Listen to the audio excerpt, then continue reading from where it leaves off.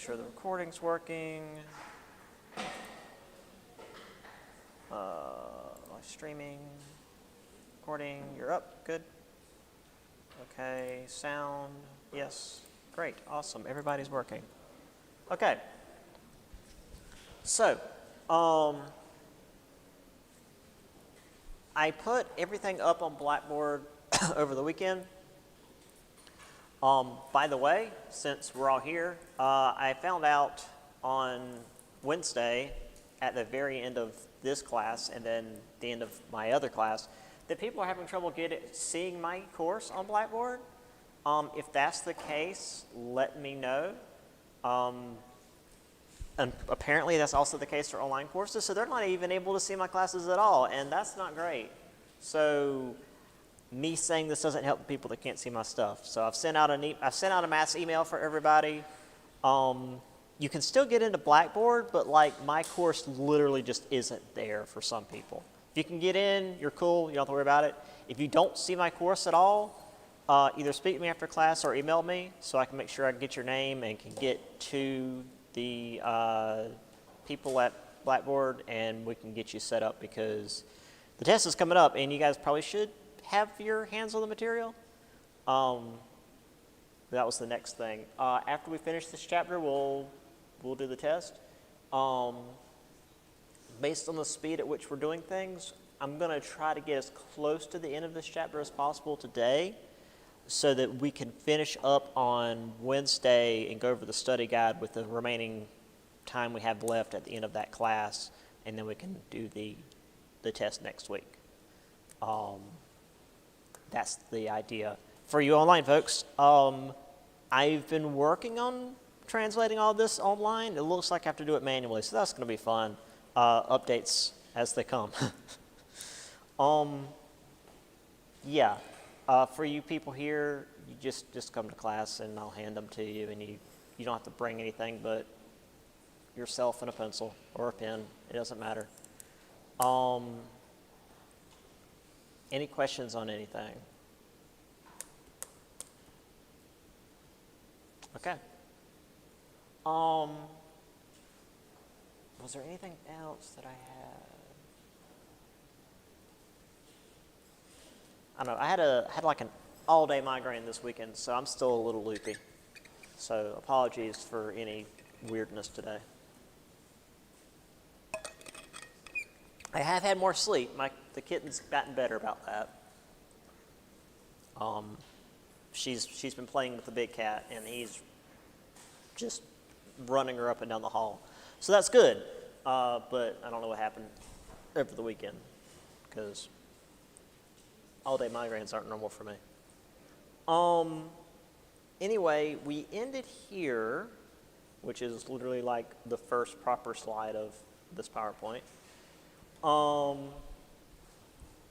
with the proprietary colonies, with these bits of land given to individuals based on who you know. James, the Duke of York, being given will become New York.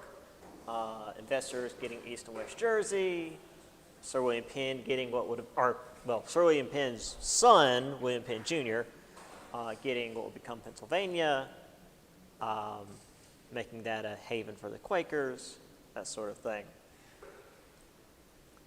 And all of these, the proprietary colonies, the big thing about them was that they could kind of do what they wanted. It wasn't like the crown colonies where they were under the direct jurisdiction of the crown, or the charter colonies where they had like a written charter beforehand or like a written constitution, big air quotes on constitution, but some kind of written document beforehand that they had to follow. With this, it's just sort of like their own little petty kingdom almost, except they couldn't really do that because, as we saw, the colonists weren't too chill with that sort of thing. And they would rise up and burn stuff down, so depending on where they were. And again, I mentioned South Carolina being a colony of Barbados. We have the various maps here, East and West Jersey. and the northern, I guess what we call today New England, although New England itself was a colony. Like today we just call that whole region New England. But that actually used to be the name of the colony of what is now like Massachusetts and Connecticut and Vermont and New Hampshire. All of that was just considered New England colony.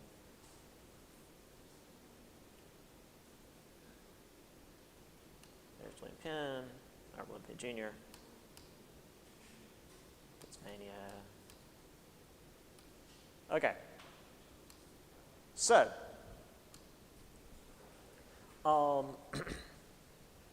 Pennsylvania is probably the most important out of those groups, those colonies, at least in terms of its development. Obviously, New York is going to be a big deal going forward, but the fact that it was like given to James doesn't really matter.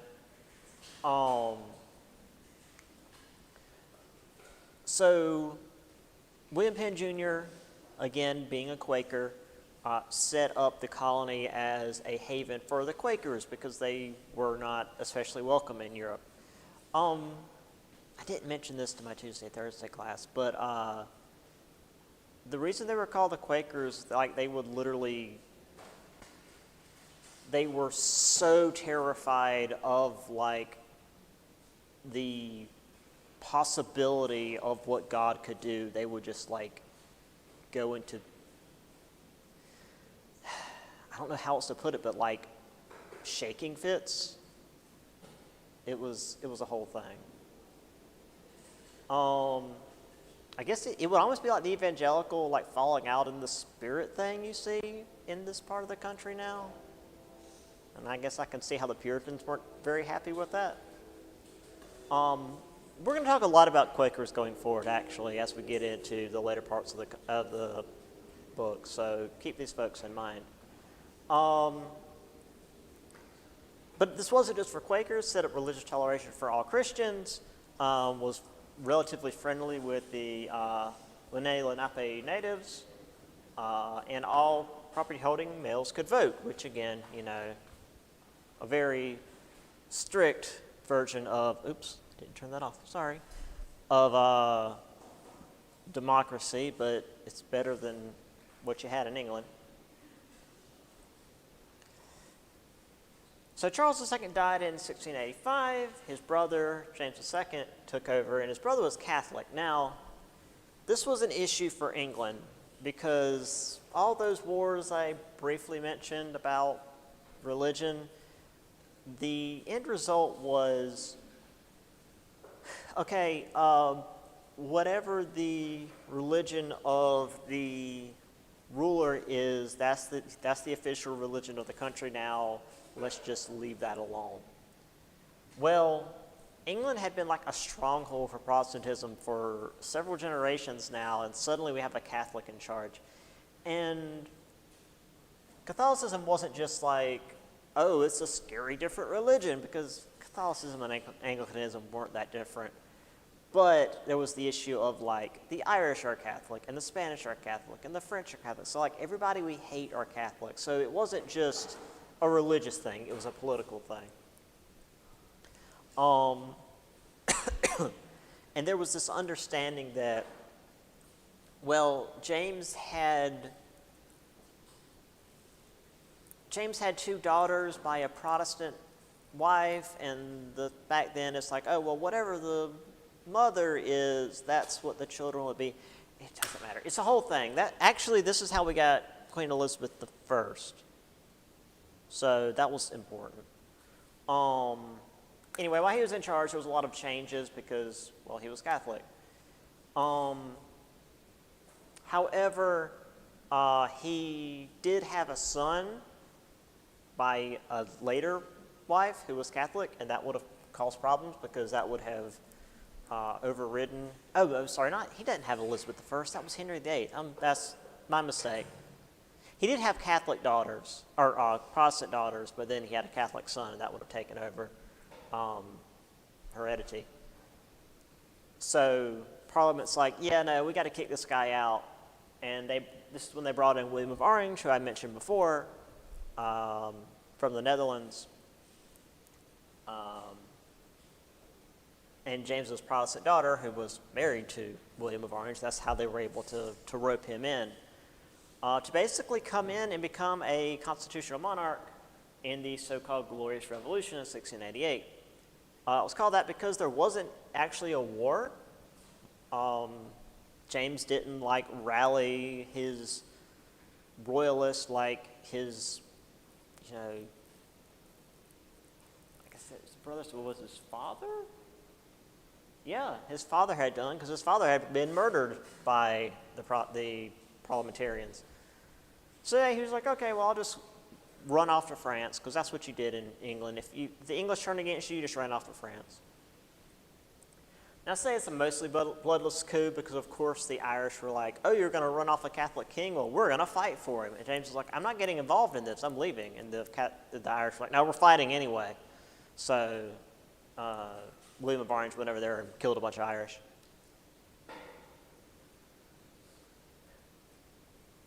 Anyway, the big end result of all of this in terms of government was that Parliament gained more power. Britain became a constitutional monarchy, with the king and queen were given roughly equal power to Parliament, as opposed to ruling over Parliament. So they were seen as like another branch of the government, as opposed to ruling over the entire government. So like the modern American system, where you've got the executive branch has a lot of power, but it's balanced out by like the legislative, the judicial, rather than you just have like one overarching power and everybody else is just sort of under them. They can still veto stuff, but Parliament can still overturn it.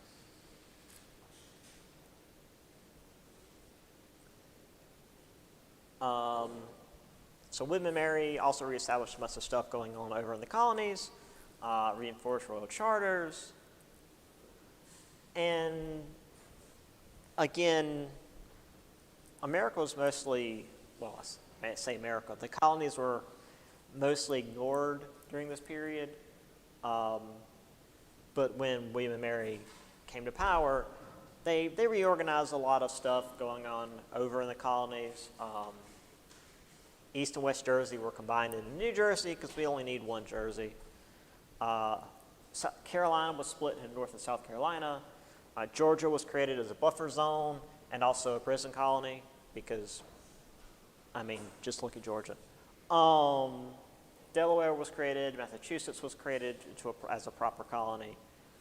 And the existing colonies were often broadened closer to what we see as the modern states, but still not quite.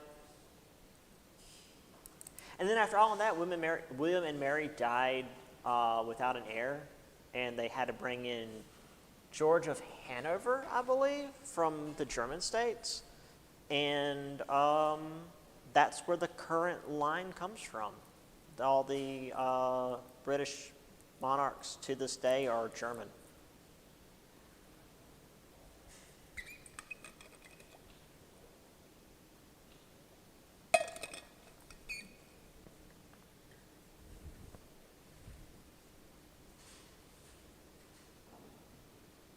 Anyway, here's the Quakers getting along with the natives.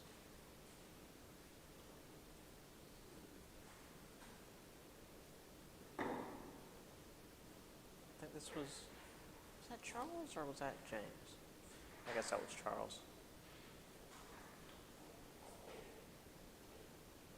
Because then we have Protect Liberty, Protector of England. Oh no, that's Charles. I'm sorry. Not Charles. Dang, my brain's just not working. That's William of Orange coming in to protect England.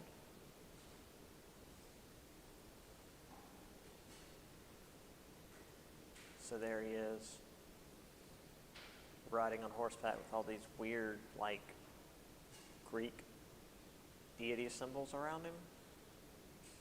Greco-Roman. You got a creepy cherub up in the cloud. Got what looks like Poseidon in the background over there. I don't know what's going on. So there's William and Mary, the co-monarchs of this new constitutional monarchy.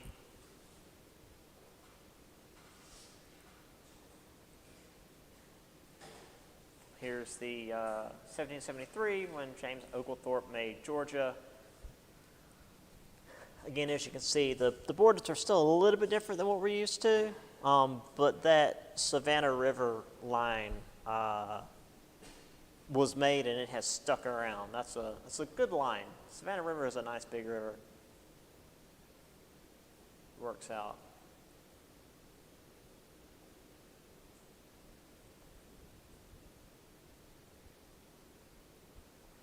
Now, we've got the old, I mean, we've got, the current, like line for Florida here, but the Spanish were kind of all in this region because they were not happy about the expansion of Georgia.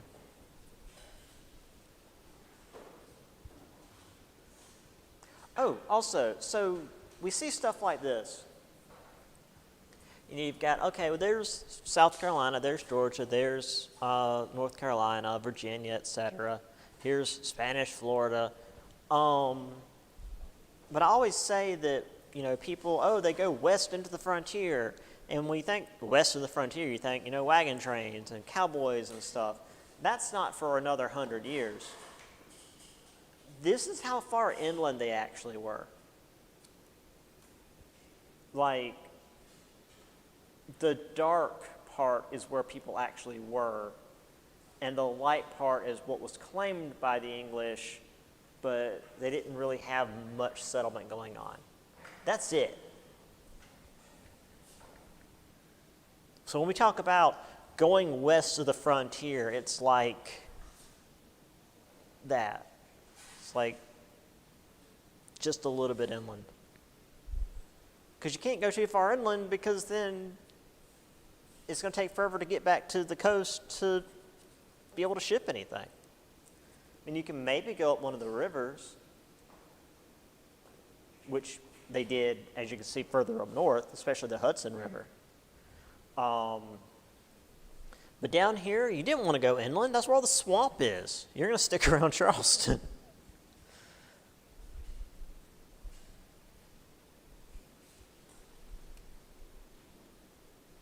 Okay, so, I forgot to open my book for this.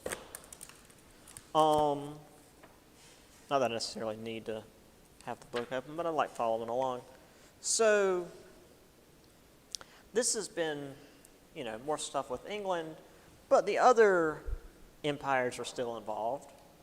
Here we have France.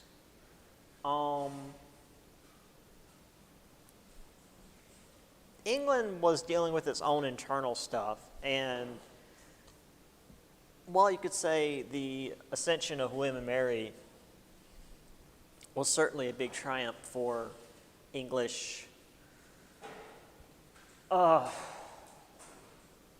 parliamentary power without having to kill the king again. France was probably the most powerful empire in Europe. Louis XIV was definitely France's most powerful king, easily France's most powerful ruler until Napoleon. I guess unless you count like Charlemagne, I don't really count Charlemagne. That's a different era.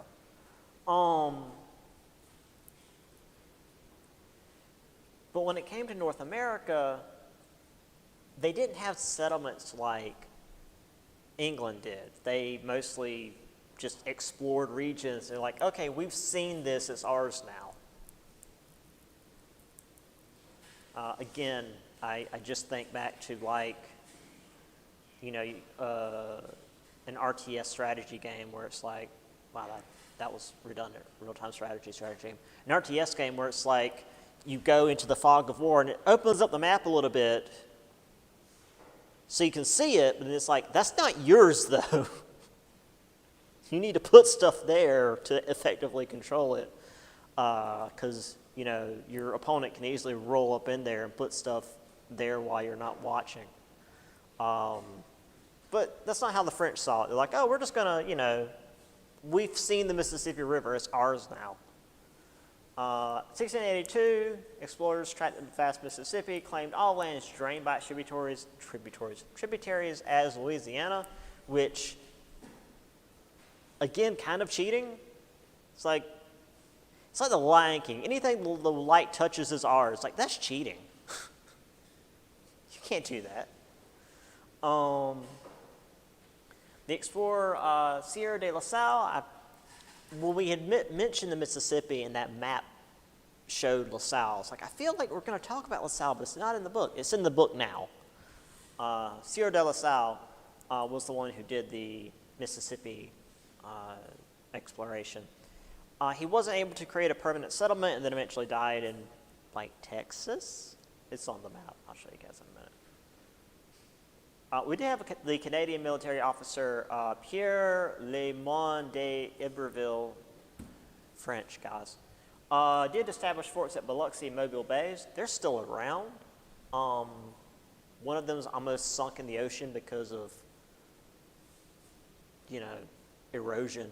The other one's actually in pretty decent shape. You can still visit both of them. The other one I think is only in good shape because they created a storm wall to keep the shore from going away. They traded with the local natives.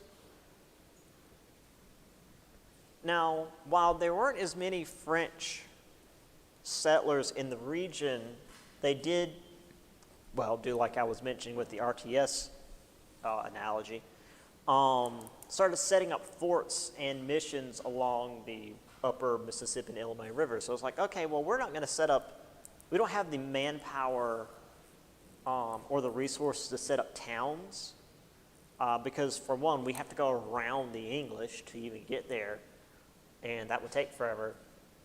But we can set up forts, and, I was going to get ahead of myself. The difference in a fort and a town, besides the obvious, is that it expands your projection of power. It's like a military geopolitical term.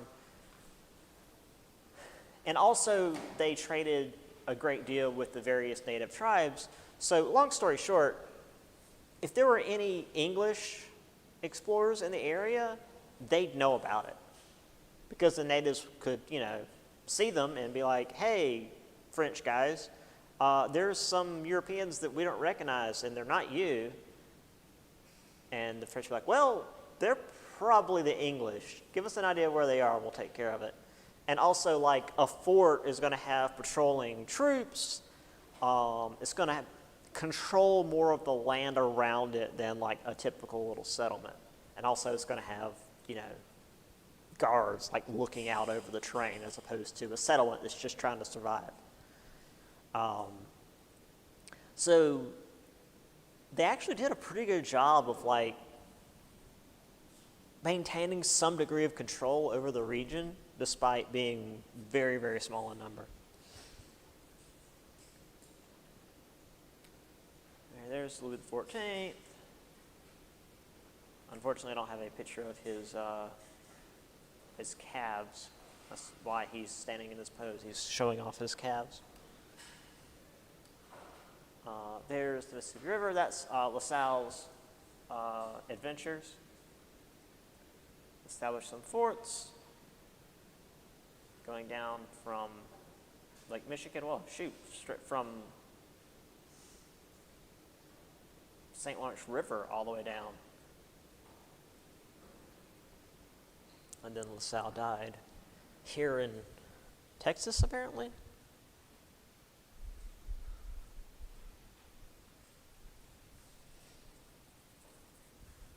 Here is, let's see, what order did I have them in? Because I looked them up in the order that the book mentioned them in. So here's the fort at Biloxi. As you can see, it's the ocean is coming to claim it. It's a neat little fort, though. I like the rounded fort. It looks very different than what we usually see. And then the Mobile Bay fort. This one's more your typical 17th century fort with the little pentagonal points there on each end with overlapping fields of fire, very efficient. And this obviously is more modern to like keep the ocean from just eating the land and taking the base with it. Yeah, you can visit those.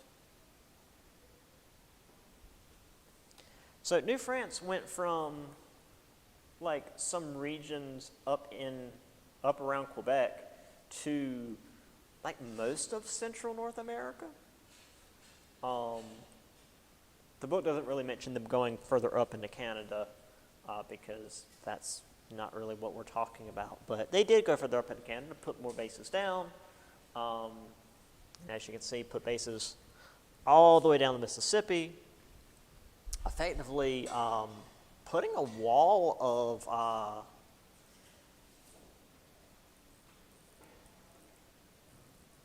resistance in the middle of the continent. Which, not that the English were trying to push too far past the Appalachian Mountains to begin with. In fact, well, we'll get to that. I'm getting ahead of myself. And then, of course, the Spanish, which we'll get to in a moment.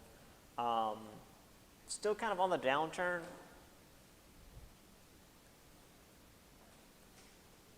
Speaking of which, Spain.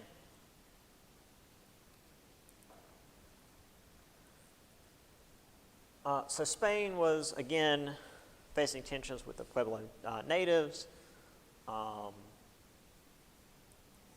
The reason the Pueblo were even agreeing to be under them is because the Spanish were like, oh, well, we're far more advanced than you barbaric natives. We can protect you from disease and other tribes and famine. And the Pueblo were like, okay, cool, do that. And then they didn't.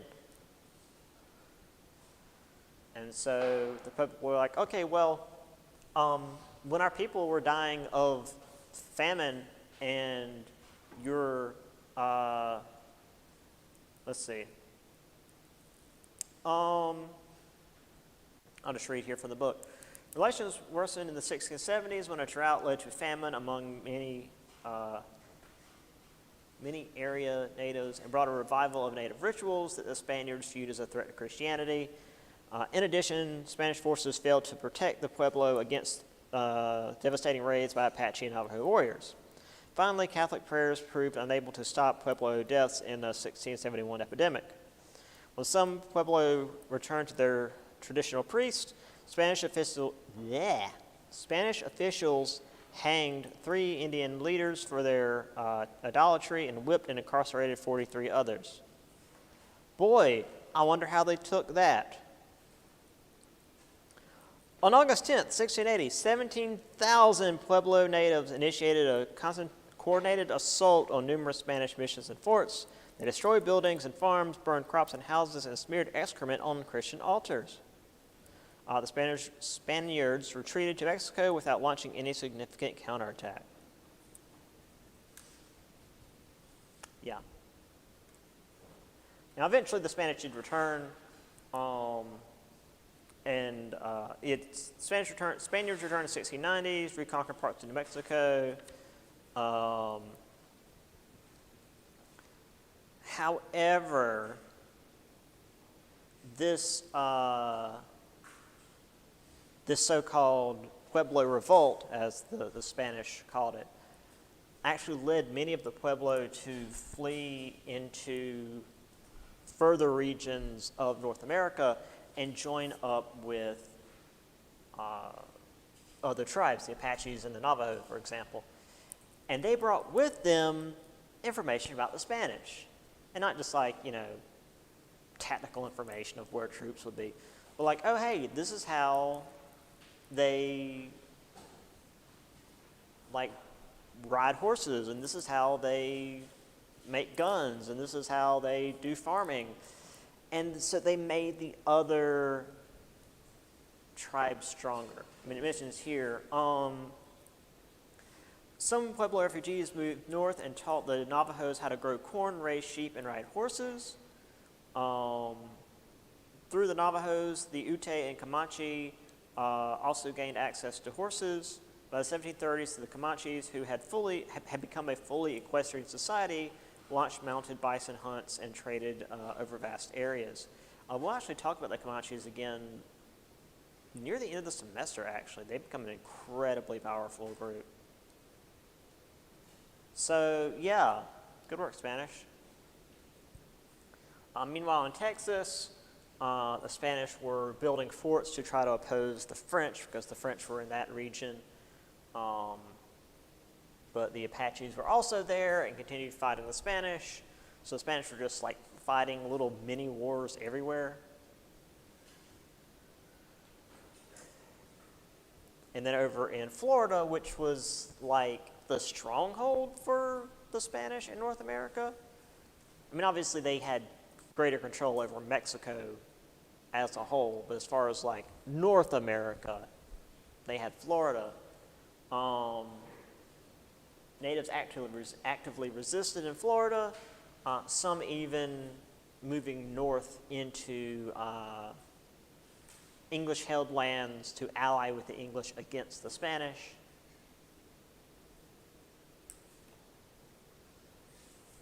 So yeah, not going great for Spain. As I mentioned in my Tuesday, Thursday class, Spain had like most of the first chapter, and then everything since has just been, so Spain's doing bad.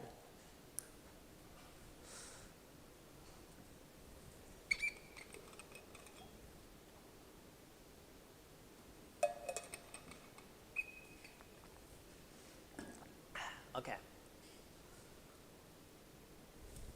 So we have the Spanish murdering a bunch of Pueblo, and the Pueblo killing at least one Spaniard,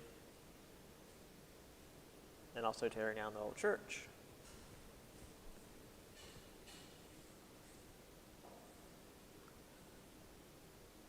I think this is supposed to be over in Florida? No, that's too mountainous. That's Florida because it's flat.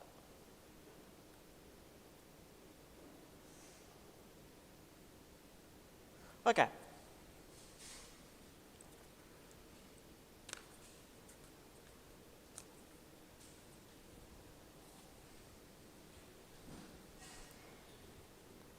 So, with France becoming more powerful, the other European powers, well, I guess I should rephrase that, that's not entirely accurate. France was becoming more powerful, and with the kind of spending Louis XIV was doing, he needed to make more money, and the best way to make more money is to go to war and take stuff from other people. So he went to war a lot. 1689, we had King William's War. It started in Europe, eventually made its way to North America. It was France and England, because of course it was. I was actually looking over one of my old tests for that technology in America course. It was actually the first test, the one where like half the answers are it's wood, because North America is full of trees. And for European history and a fair part of this history, if it's a war, it's probably England and France.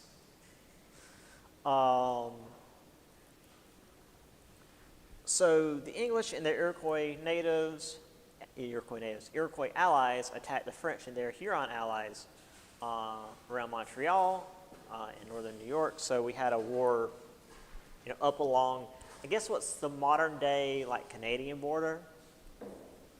The borders weren't really especially stable back then.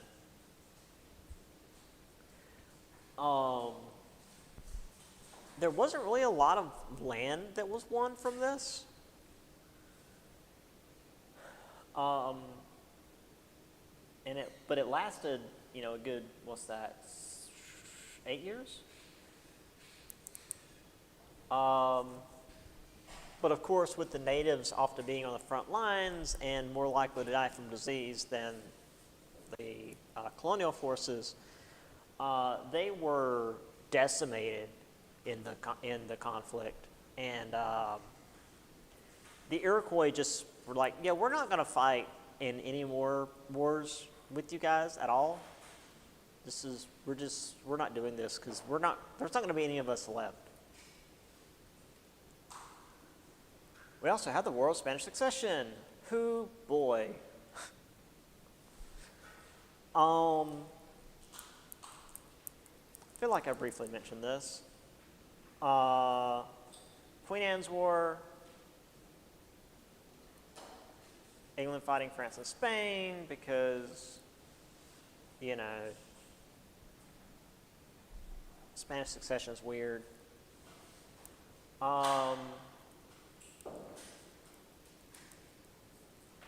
This isn't going to be the last time Spain has the secession crisis and it causes a war, but I think it's going to be the last time it involves North America.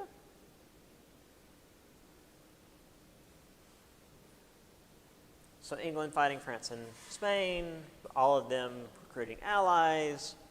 England got quite a bit of land, but everybody started building forts to prepare for more wars. And also, the book mentions that while the treaties temporarily stopped the conflict between the Europeans, it didn't stop the conflict between the natives. So they were still fighting each other because, their rivalries went way back.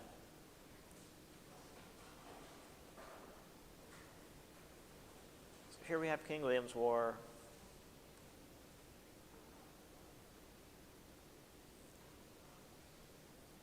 Up there in New France and New England because they're so good at naming things.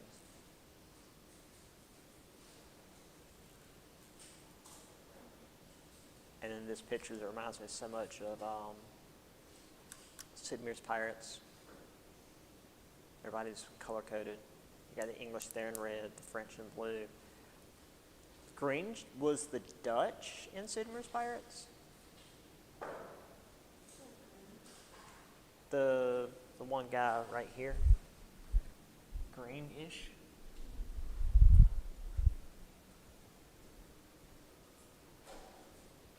Or the Spanish were yellow. Like somebody was yellow. And here you have the natives leading the settler troops into these forts. It's an interesting illustration because they've got dang it, dropping stuff. Got these fake sentries out front that from a distance, those look like there are guards standing by the gate. Those are trees? No, those are, I'm not sure what they're made out of. They look like snowmen, but they're too detailed to be snowmen. They're probably made out of wood. Actually, they're probably like wood or thatch, and they've been covered in snow from the snowstorm. But then again, there's not a great deal of detail. It's black and white sketch, but I do like that they kept that detail.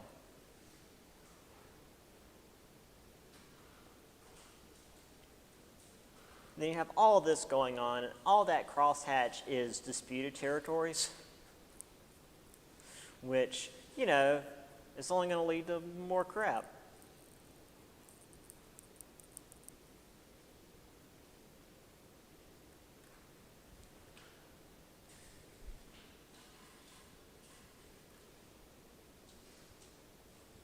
That was a bit more filled in.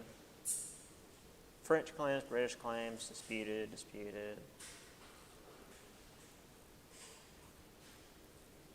Okay. Let's keep going forward. Try to get as close to the end as we can so we can try to finish this on Wednesday. I don't know what my days are. Now, while the Native Americans did fight with the Europeans, they weren't just these helpless pawns. They saw the Europeans as these outside powers that they could use against their traditional rivals. I wrote allies there for some reason. I didn't mean to write allies there. It's supposed to be rivals. This is something that we see in India as well. We'll talk about that in the 7 Years' War. But it's the same idea. You've got these groups that have always kind of been fighting on and off, and then you get these strangers coming in from overseas, and they're fighting each other. It's like, okay, well, if we work with one group against the other group, then maybe they can help us against our rivals as well. So there wasn't like this united natives versus Europeans idea. However, getting these tools from the Europeans only made tension between the tribes more difficult, especially as the main source of trade between the tribes and the Europeans were animal skins. And when you're out there wiping out massive groups of animals, you're going to run out of animals eventually. And then you're going to run out of stuff to trade. And eventually, the only thing that was valuable to trade with the Europeans were slaves taken from raids against other tribes, which only increased the violence and animosity between the tribes.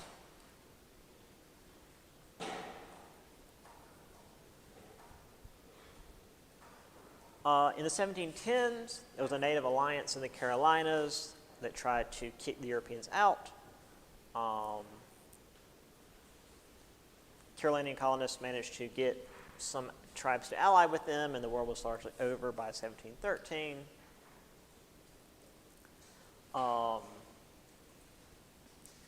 However, this was not the last war to happen. That was the... Was that in the book, or did I just... Oh, Tuscaloosa. Yeah, that was the Tuscaloosa War, the first one. But the important one, the big one, the Yamasee War was an even greater threat than King Philip's War, wrong war, that we mentioned last chapter, that burned down half of New England.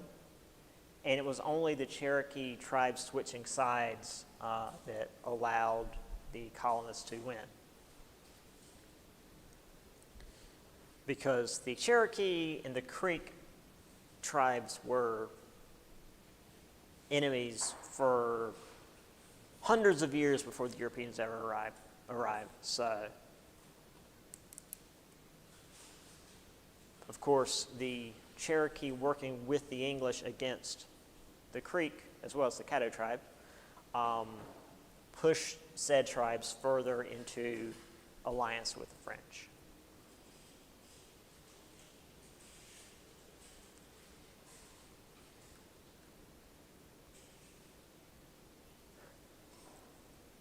So, of course, we have lots of fun propaganda, because, when you're in the middle of a pitched battle, you're going to bring your kid, and you eat the baby. I do like the dude on the right there is, not even drawing his sword. I don't know what's happening. He's about to get his skull caved in, though.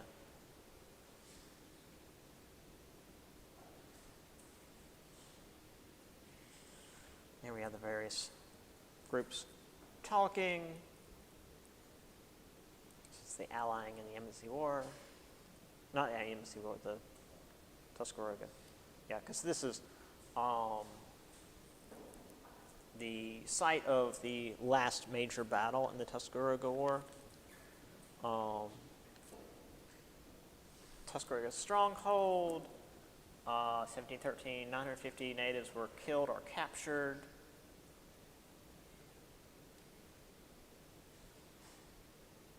And there's the Yamasee War. You know, down there, because again, there wasn't a lot of, there weren't a lot of big settlements in the south except down here, you know, by the coast. So they could concentrate more easily on the population centers.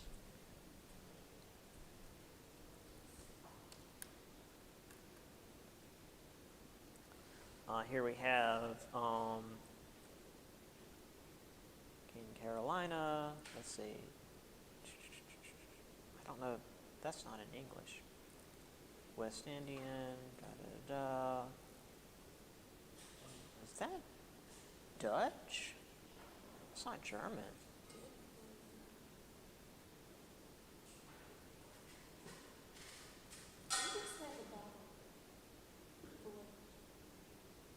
What's that? That's what I'm trying to figure out. I mean, I see obviously Carolina in all caps and West Indian, but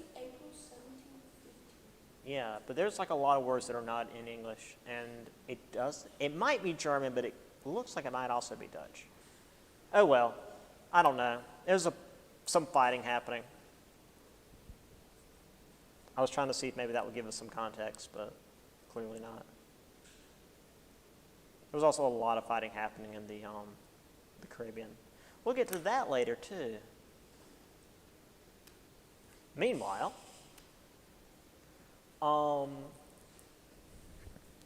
while the Native Americans clearly got the worst of the conflicts because, again, they were the ones constantly beset by disease, and they lacked the access to, I hesitate to say modern medicine, because we definitely bled George Washington to death.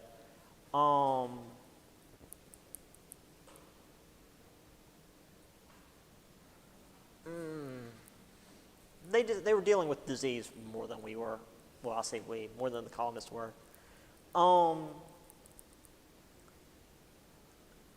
Still, though, many British colonists resented England for constantly throwing them into wars that they really didn't have anything to do with.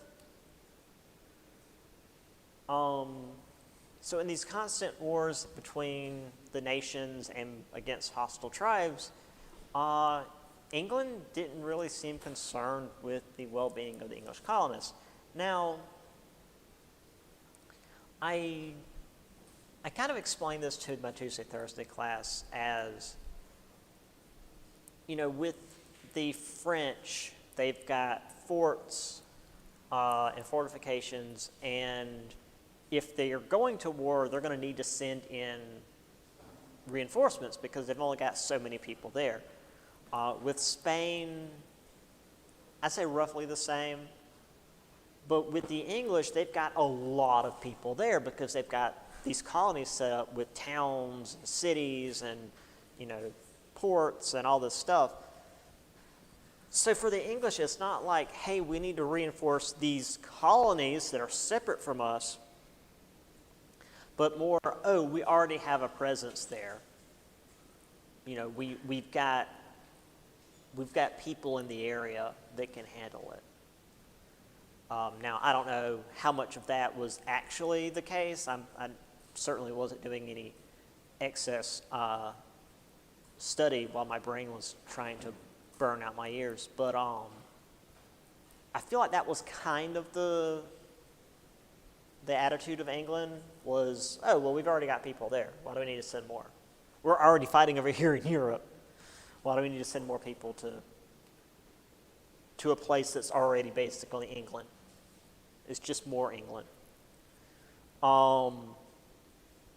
That said, though, a lot of settlers in North America, in the English colonies, I should say, weren't English. They were from different parts of Europe, and obviously not from like France and Spain, the two rival nations of England, but like, you know, the Germanic states and the Netherlands and not Italy so much yet, especially the Irish and the Scottish. They didn't give a crap about England. So they didn't really care about what England was up to. Now, when it came to like attacks that were happening to the colonies, sure. But when it was like, okay, why are they attacking the colonies? Because England's having a war. Then why do we care? Okay, let me read this one out of the book as well because I had to shorten it, but the context is kind of interesting. Let's see. Parliament established Georgia, yada, yada, yada, buffer between Carolina colonies. Blah, blah, blah, blah, blah. The Spanish authorities were furious at this expansion of British territorial claims. Thus, in August 1739, a Spanish naval ship captured an English ship captain who was trading illegally in the Spanish West Indies and severed his ear, because that's just what you did in the 1700s. Now, that said, they didn't, like, hang him or shoot him or, like, throw him to the sharks. They cut his ear off and sent him home. In response, Great Britain attacked St. Augustine and Cartagena, present-day Colombia, but they were beaten by the Spanish forces. The Spanish were pissed, and the closest English presence was Georgia. So they rolled on up to invade Georgia. Georgia, who had no English troops there, just their own militia, had to fight the Spanish invaders on their own. And they won, but again, without any help from England. Now, I actually have a map that gives a little more detail into this victory that the book says nothing about, but I find very interesting, so we'll get to that in just a moment.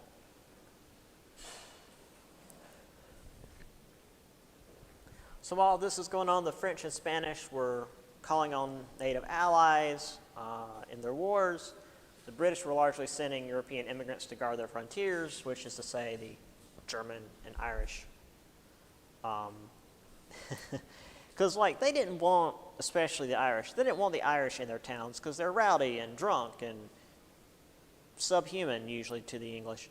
But if we send them out to the frontier where the rowdy, violent, subhuman natives are, and the rowdy, violent, subhuman natives want to invade, they have to go through the rowdy, violent, subhuman Irish, and they'll just fight each other. And racism aside, it worked because the Irish will fight if you mess with them. And you know, to the natives, colonists were colonists. They're like, oh hey, there's guys out here, let's get them out of here. And the Irish were like, oh hey, there's guys messing with us, let's get them. So the English weren't entirely wrong about, you know, let's send the Irish out to be a buffer zone. And it worked.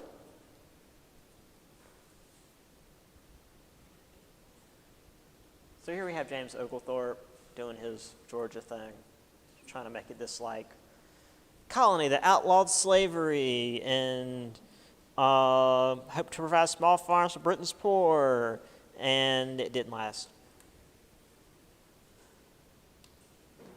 Anyway, Georgia, as we saw before, was just like this little strip of land south of the Savannah River. Here's the map.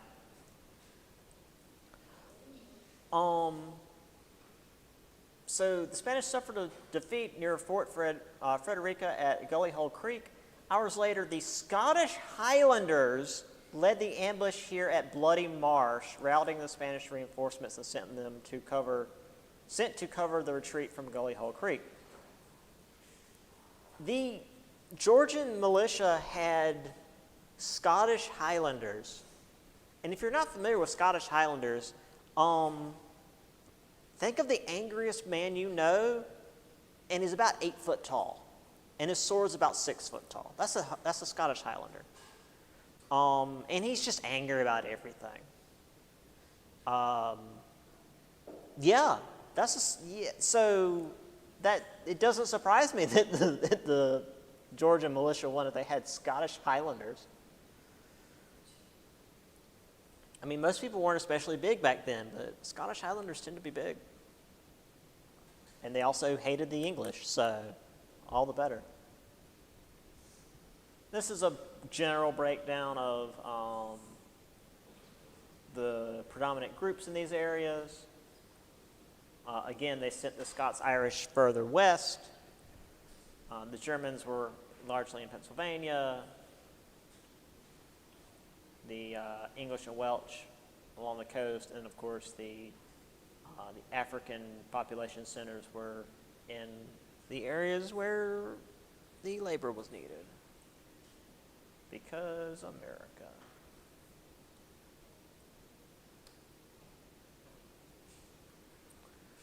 Okay, we're not as far along as I thought we were going to be. Let's try to keep going, get done what we can. So we're going to talk about trade. Oh, right. So, early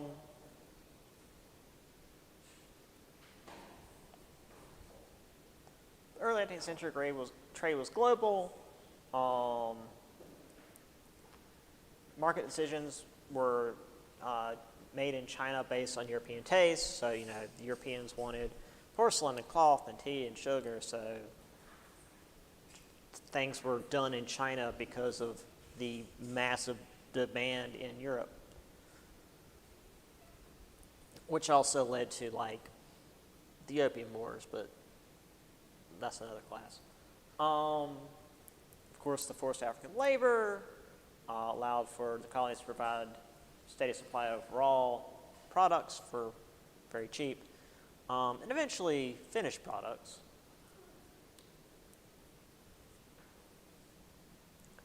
And with these settlements growing in size and complexity, North America went from being a place where you get raw material to a consumer of these goods. You've got your silk, calico, porcelain, olive oil, wine, whatever. I am not entirely sure. I know it's a pattern, but I'm not sure what it is as an item. A cloth, maybe? I don't know.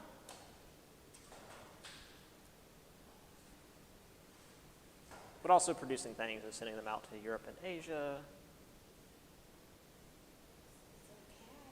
I know it was, yeah. I was like, I know it was a cat. That's the one I know for sure.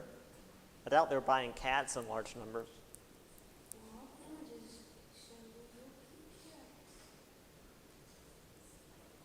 I mean, I know they brought cats over. They wiped out large ecosystems.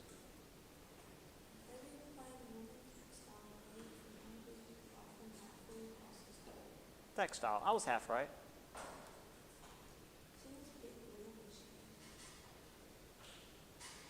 Yeah, we'll get to textiles later as well. Yep. Yep, those are the textile mills. And even within North America, besides just global trade, there was trade between New England, New York, Charleston, and the Caribbean. And we also have evidence of periodicals, which is I described this to my Tuesday, Thursday class as newspapers, but more boring, just the business section. But the fact that the colonies were getting these showed that they were important enough on the world stage to be informed of like global market trends and like where to buy stuff and where to sell stuff and all of that. You know, economics. All right, let's do one more slide before we finish up. Is that my mother texting me? No, it's CBS.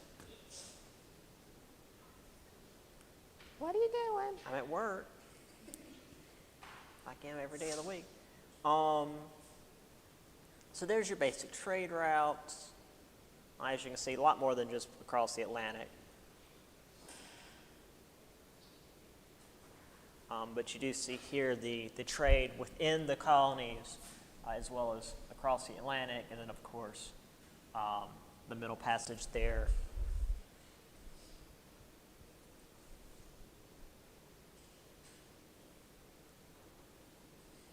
Okay, let's do this slide and then we'll be done. I don't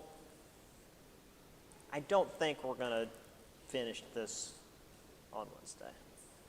I'll push it off to next Monday so we can have time to do the review.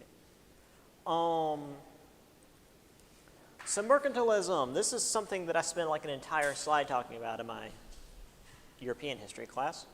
Thought up by the French finance minister Jean-Baptiste Colbert.